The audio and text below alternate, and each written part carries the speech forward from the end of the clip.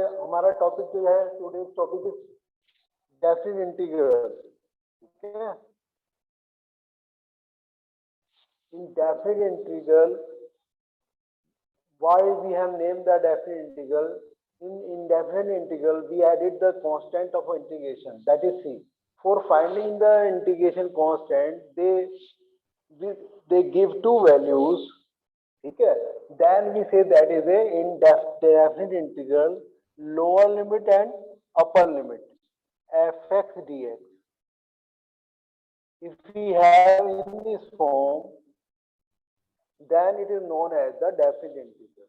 Suppose the antiderivative of fx is capital Fx, and constant, if you add constant of integration c, so what will happen?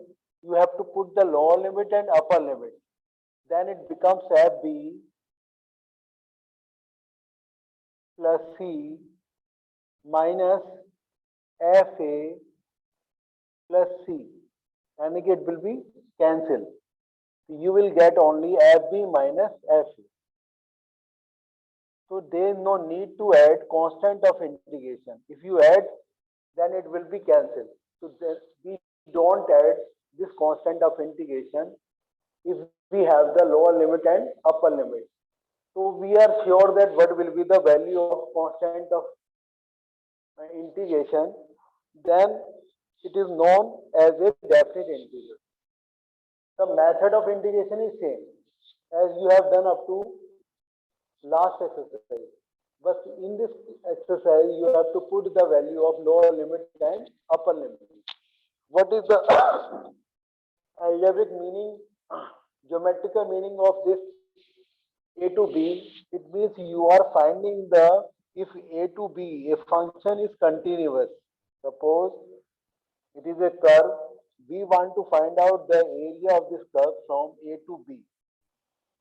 It is a continuous function, x is equal to a to x is equal to b. It is a function, okay, it is a continuous function fx. We want to find out the area of this algebraic, this figure, okay, algebraically. So what will be the value of this function, this area? So we write in this form, area equal to a to b fx dx. What is the integration? Integration is the area bounded by the curve fx. Okay, this is the starting and ending point. These are the limiting point a and b. In definite integral, we are starting the exercise. The first question is x plus 1. Lower limit is minus 1 and upper limit is 1. So integration में there no new rule. Rule are same as you have done in earlier exercise.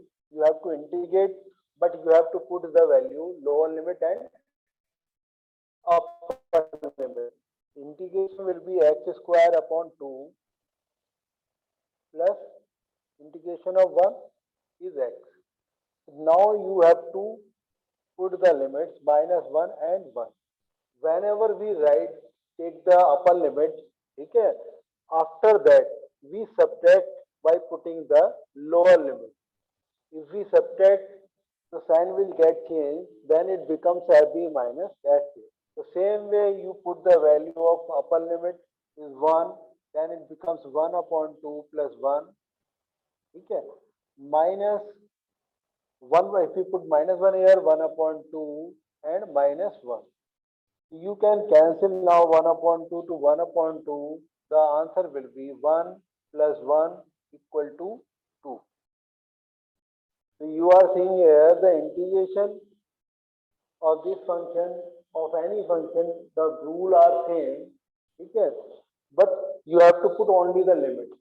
So there is nothing to explain much more, okay, but you have to do all the questions which are looking some difficult. I will just try to explain you those questions only.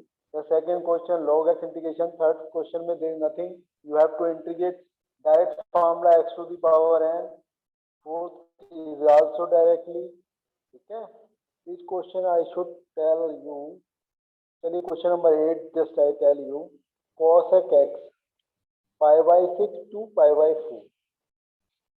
Cosec x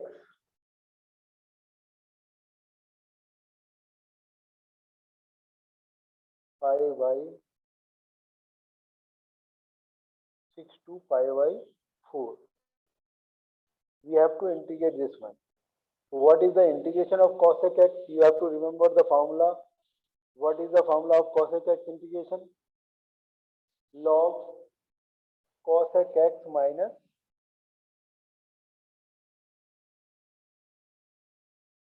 cot x.